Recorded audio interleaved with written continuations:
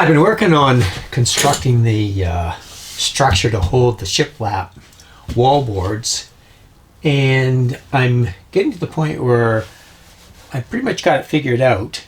And the first thing I've done is built a box to house my my Dometic fridge, and that's kind of lining up with this corner or this metal piece. And so I needed to build out the wall a bit from the metal structure of the van such that I had room to mount electrical boxes in the wall. And I need to make sure that when I mounted those electrical boxes, the wall was built out far enough that the box, there was room to get the box in and it wouldn't hit the back of the van. So I used 2 half-inch strips of plywood, and I've attached them to the rib structure of the van. Then what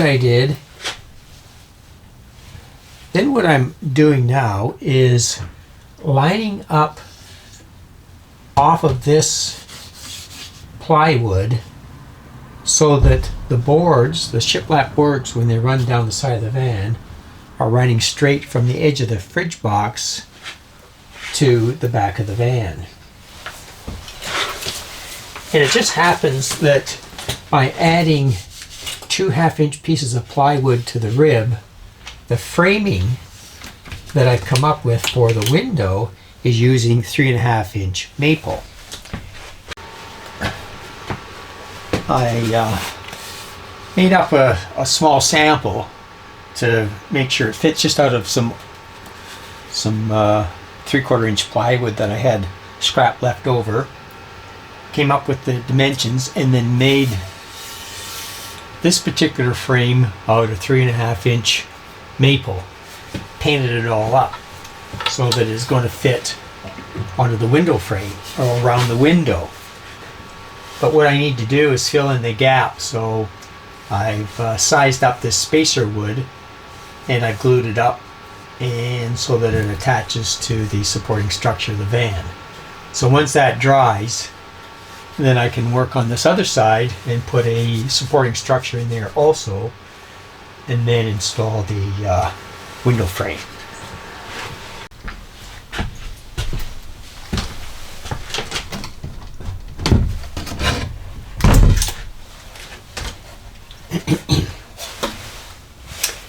Here's my window frame, and I've got some supporting structure around the window frame.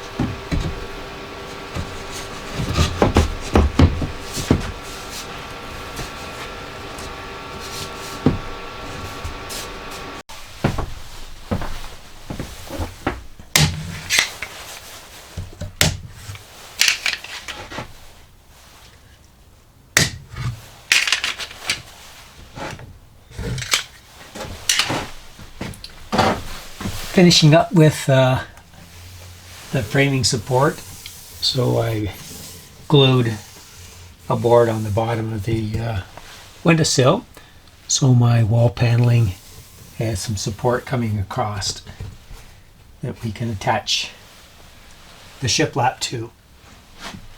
Also need to leave a little space here at the end because there's a 110 volt receptacle that's going to be sitting in about here.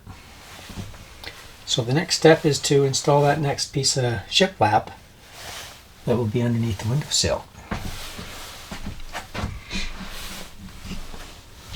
I also installed some caulking underneath to seal the windowsill such that any moisture that might come down the window doesn't get into the insulation underneath. So this is the GFI receptacle that comes directly from the panel, and the panel is located up here.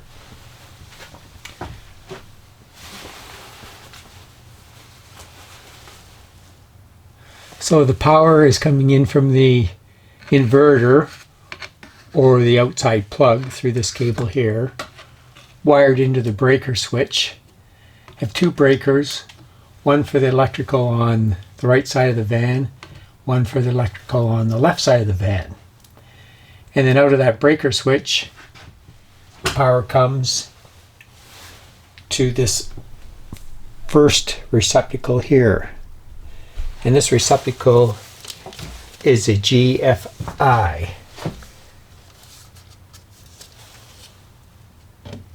And it can be set and reset, so it'll trip if there's a ground fault. The rest of the receptacles that are wired on the outlet of this GFI. So if there's a short and the current pulls too hard, then this receptacle will trip the whole circuit.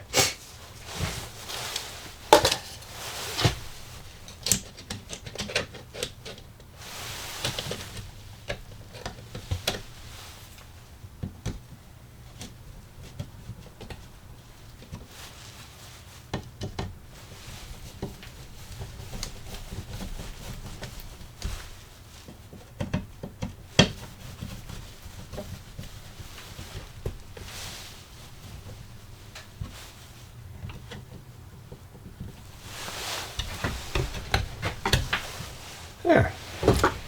And then from this receptacle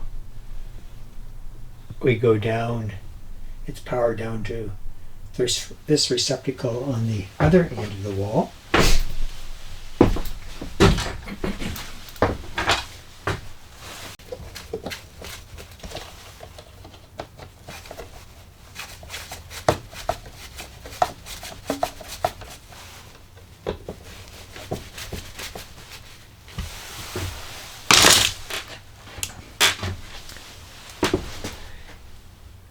And then that circuit then is wired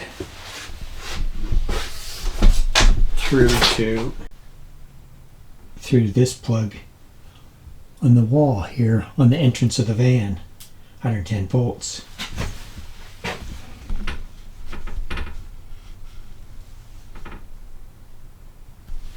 And then from there I got a switch that's wired underneath, which is this circuit here beside the inverter. That 110 volt plug. That 110 volt plug has been installed so I can plug in the fridge, or maybe even charge some devices that I might have as a storage location under the inverter. This is a 2000 watt Go power inverter. It's going to take the power from two 110 amp hour lithium batteries and output 110 volt AC to power up these plugs when we're not plugged into shore power. So that's kind of the electrical system at this point.